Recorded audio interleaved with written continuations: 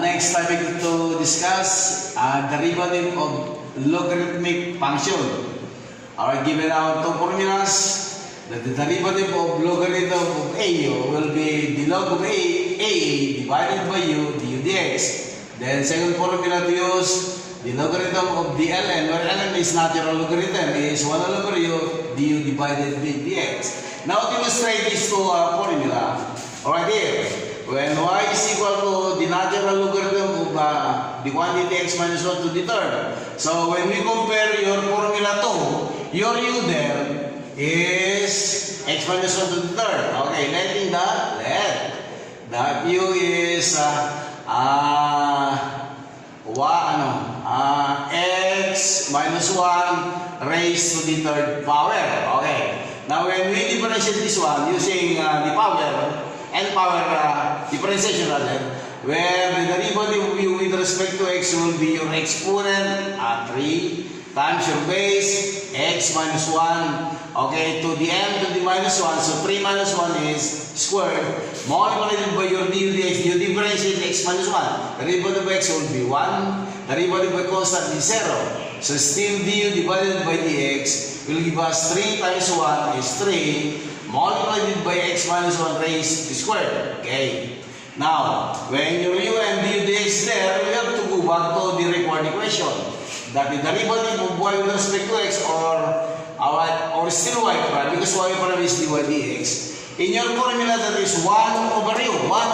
So 1 over u, our u is x minus 1 to the third power, multiplied by the value of your du dx there. Your du dx is 3 multiplied by your x minus 1 squared. There. So when we simplify, remember that fractions and division. Okay, this is squared. Okay, squared.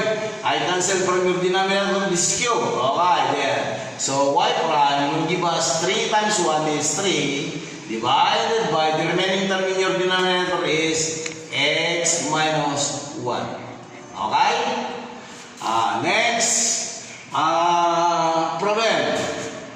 Now, our u here, as you compare with formula number 2, okay, let that u is this one, cube root of 2x to the third minus 5. But you cannot differentiate this unless you translate to exponent, where u is the quantity 2x to the third minus 5 raised to the positive 1/3. Okay, so to differentiate, du divided by dx will be your exponent 1/3 times your u 2x to the third minus 5 to the end of the minus 1 1/3 minus 1 times du dx. You differentiate your base. Derivative of 2x to the third is 6x squared. Derivative constant is 0. There. So I divide 6 from 3 there. So that will be du divided by dx will give us here 6 divided by 3, that is 2x to the second power, then multiplied it by 2x to the third minus 5. When we take the difference of this, okay, that will be 3 minus 1 will be negative 2/3. Alright, so I have to bring it down. That du divided by dx will give us 2x to the squared. We try to bring it down to make it positive. That is 2x to the third power minus 5 raised to the positive 2/3. Okay, when your u and your du dx is there, okay, we are going to differentiate the required equation. The derivative of y with respect to x now will be dy divided by dx. Formula, that is, derivative for ln is 1 over u. Our u is, that is 2x to the third minus 5, parenthesis to the positive 1/3. Okay, that's your u, 1 over u, times your du dx. Your du dx is this one. That will be 2x to the squared divided by your 2x to the third minus 5 raised to the positive 2/3. Okay, when we multiply this one, that dy divided by dx now will give us 1 times 2x squared, will be 2x to the second power. Now remember that your base are the same, meaning you have to add your exponent there. So that will be 2x to the third minus 5. Okay, 1/3 plus 1 will be to the 1, isn't it? 1/3 plus 1, so the same denominator, 1 plus 2 will be 1. Okay, 3 all over 3 will be 1. Okay, so that will be your final answer. Okay, so next example to discuss. When we differentiate in formula number 1, the log of A formula. Okay, you try to write the derivative of formula.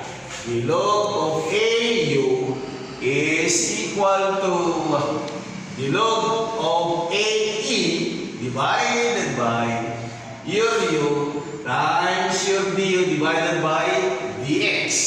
Okay. So here, as you compare log of AU, your U is this one. U is x squared plus 3x. When you differentiate, divided for your D divided by dx, derivative 2x. Derivative of that will be plus 3. Okay? Derivative by squared 2x. Derivative 3x 3. Okay. Now, when we go back to the original equation to find out your dy divided by dx, will give us equivalent of your formula. The log of AE divided by your U, but your U will be x squared plus 3x. That is your U.